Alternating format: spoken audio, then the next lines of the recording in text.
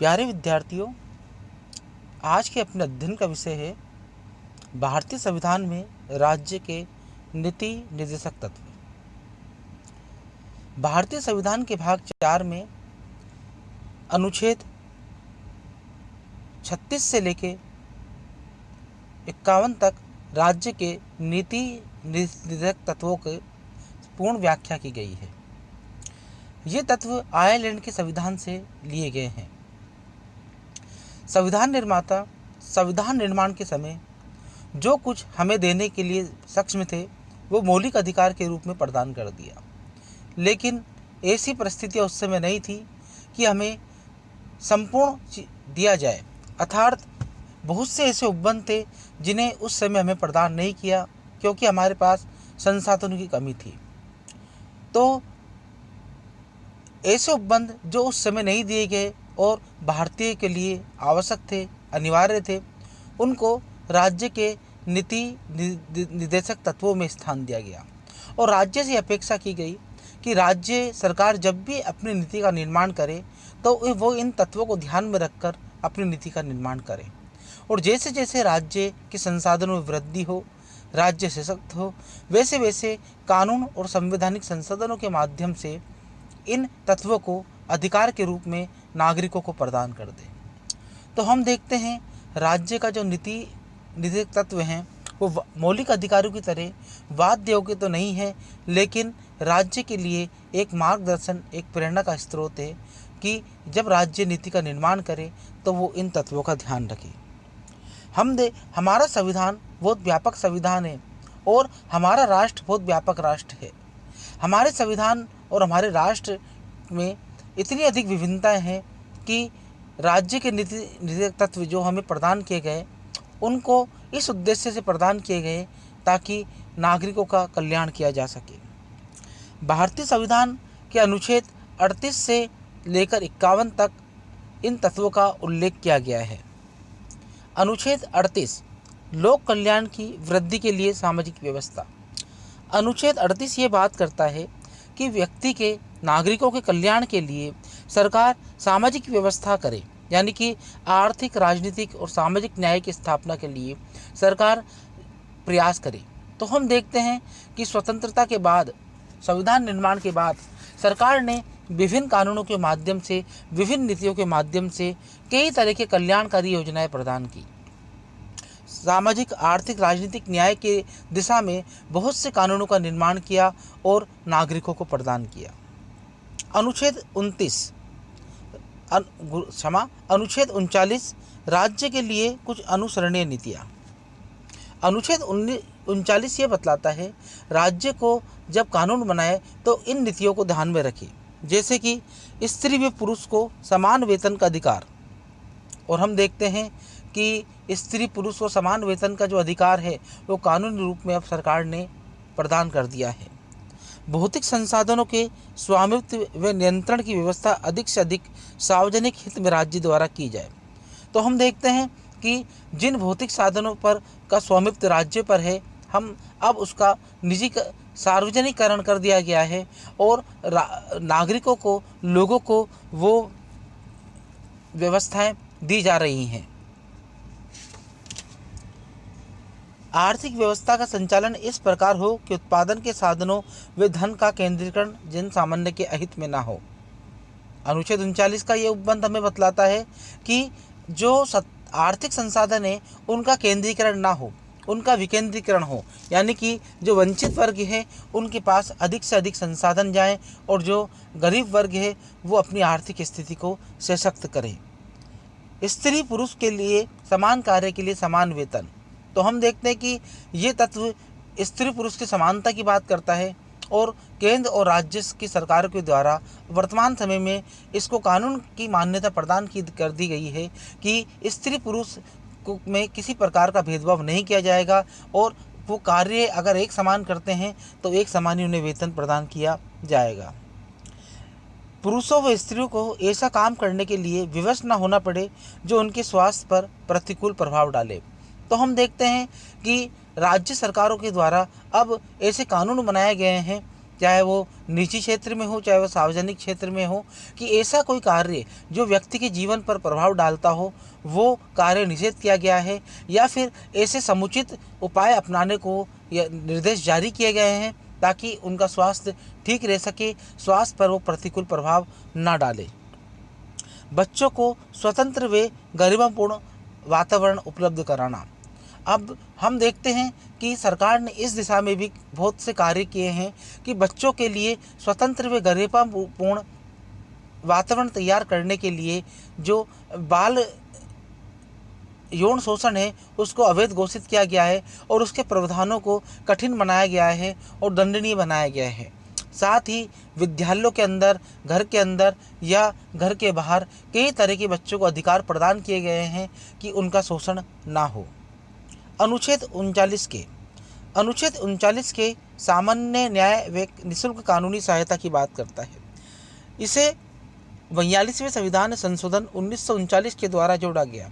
ये अनुच्छेद बतलाता है कि भारत के अंदर हो सकता है काफ़ी बड़ी संख्या गरीबों की हो और उन्हें कानूनी सहायता प्राप्त करने में असुविधा हो, यानी कि कानूनी सहायता अगर महंगी होगी तो वो उनकी पहुंच से बाहर होगी और परिणाम ये होगा कि उनको न्याय प्राप्त नहीं हो पाएगा।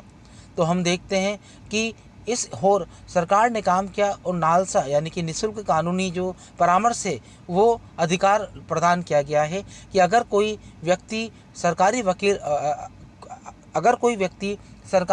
वकील प्राप्त करने में समर्थ सिद्ध है या वकील जो है करने में समर्थ सिद्ध है तो सरकार उसे कानूनी सहायता के लिए वकील उपलब्ध कराएगी ताकि उसे न्याय प्राप्त हो सके। अनुच्छेद 40 ग्राम पंचायतों का गठन।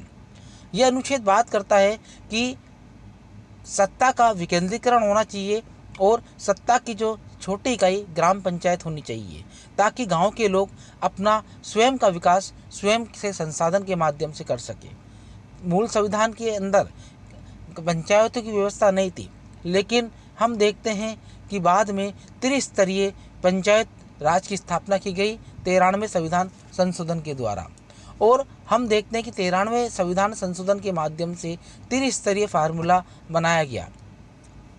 अनुच्छेद 41 काम, शिक्षा व लोक सहायता का अधिकार। यह अनुच्छेद बात करता है कि नागरिकों को काम, शिक्षा व लोक सहायता का अधिकार दिया जाए तो ताकि वृद्धों को, अपंगों को या ऐसे लोग जो कि सहायता प्राप्त करने में असमर्थ है, काम करने में असमर्थ है, उन्हें सहायता प्राप्त की जा सके। तो हम देखते हैं कि इस दिशा में सरकार ने कई तरह के यानी कि उपबंध दिए हैं और मनरेगा के माध्यम से न्यूनतम मजदूरी और न्यूनतम काम की बात की है।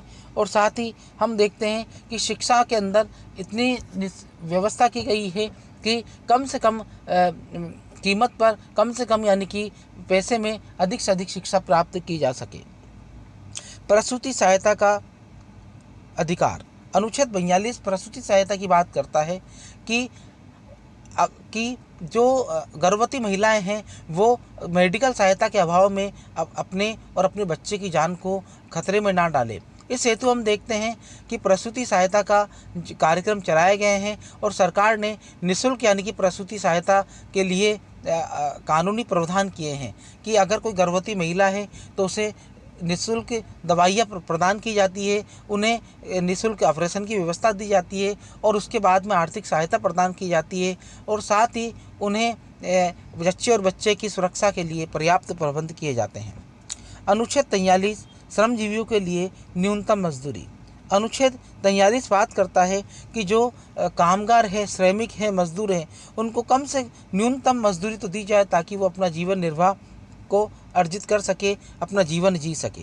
तो हम देखते हैं कि सरकार द्वारा संगठित असंगठित क्षेत्र में कुशल, अर्धकुशल और अकुशल श्रेणी को अपनाते हुए तीनों के लिए न्यूनतम मजदूरी तय कर दी है और न्यूनतम मजदूरी से कम किसी भी मजदूर को मजदूरी नहीं दी जा सकती है और ये मजदूर का अधिकार हो गया है। अनुच्छेद 43 के जिसे 44वें संविधान संशोधन 1989 के द्वारा जोड़ा गया, ये बात करता है उद्योगों के प्रबंध में मजदूरों की सहभागिता।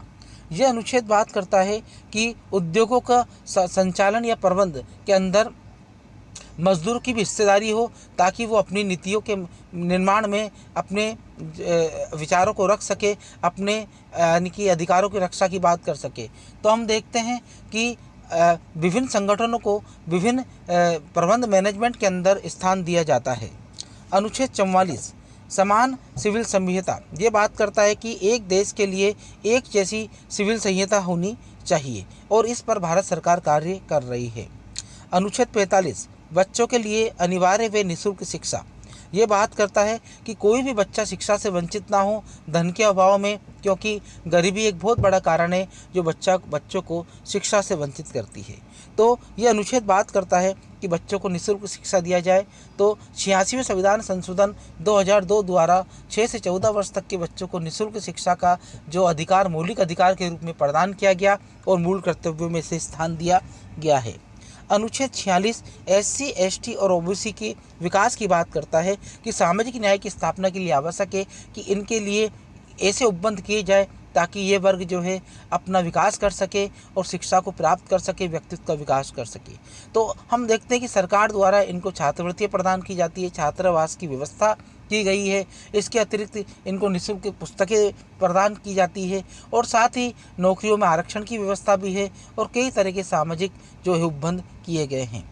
अनुच्छेद 47 नागरिकों के जीवन स्तर को ऊंचा उठाने के लिए राज्य प्रयास करे। तो हम देखते हैं कि इस हेतु राज्यों के द्वारा स्वास्थ्य सेवाओं की व्यवस्था की गई है, कि निःशुल्क दवाइयों की व्यवस्था की गई है, निःशुल्क जांचों की व्यवस्था की गई है, ताकि नागरिक जो है कि बीमारी के आधार पर अपंग ना हो सके, क्षीण ना हो सके और सरकार इसके लिए हर संभव प्रयास करती है। पशुओं की नस्ल सुधार अनुच्छेद 48 ये बात करता है कि पशुओं की नस्ल सुधार के लिए सरकार को कार्यक्रम चलाने चाहिए ताकि कम समय के अंदर कम संसाधनों के माध्यम से पशु दुधारू हो सके और जो किसान हैं या फिर कामगार हैं वो दुधारू पशुओं के माध्यम से अपनी आजीविका को चला सके। अनुच्छेद 48 के पर्यावरण संरक्षण की बात करता है। 44वें संविधान संशोधन 1989 के द्वारा उसे जोड़ा गया और कहा गया कि पर्यावरण संरक्षण के दिशा में कार्य करना चाहिए, क्योंकि जितना अधिक पर्यावरण होगा, जितना स्वच्छ पर्यावरण होगा, उतनी ही यानी कि लोगों का जीवन स्तर उच्च होगा और उतनी ही वन्य जीवों की संरक्षण प्राप्त हो पाएगा। तो हम देखते हैं कि पर्यावरण संरक्षण की दिशा में सरकार द्वारा कार्य किए जा रहे हैं और कई तरह के कानूनों के माध्यम से पर्यावरण संरक्षण की बात की जा रही है। और हम देखते हैं कि हरित मानसून सप्ताह भी मनाया जाता है, निःशुल्क जो है पौधा वितरण का कार्य भी किया जाता है और वृक्षारोपण के कार्य के माध्यम से इस हेतु प्रयास जारी है। अनुच्छेद 49 ऐतिहासिक तथा राष्ट्रीय महत्व के स्मारकों के संरक्षण की बात करता है। ये बात करता है कि हमारी ऐतिहासिक जो संस्कृति है, धरोहर है, वो स्मारकों में है। हमारे राष्ट्रीय जो ऐतिहासिक जो महत्व के स्मारक है उसमें निहित है। तो यह इस अनुच्छेद के द्वारा ये है कि हमारी जो संस्कृति है, स्मारक है, सुरक्षित रह सके। तो हम देखते हैं कि पुरातत्व विभाग द्वारा इस हेतु कार्य जारी है और हमारी ऐतिहासिक जो धरोहर है, स्मारक हैं, उनको संरक्षित किया जा रहा है, उनको जो है सार संभाल की जा रही है। अनुच्छेद 50 कार्यपालिका और न्यायपालिका का पृथक्करण। ये अनुच्छेद बात करता है कि न्यायपालिका और कार्यपालिका कभी एक नहीं होनी चाहिए, दोनों को अलग रखना चाहिए।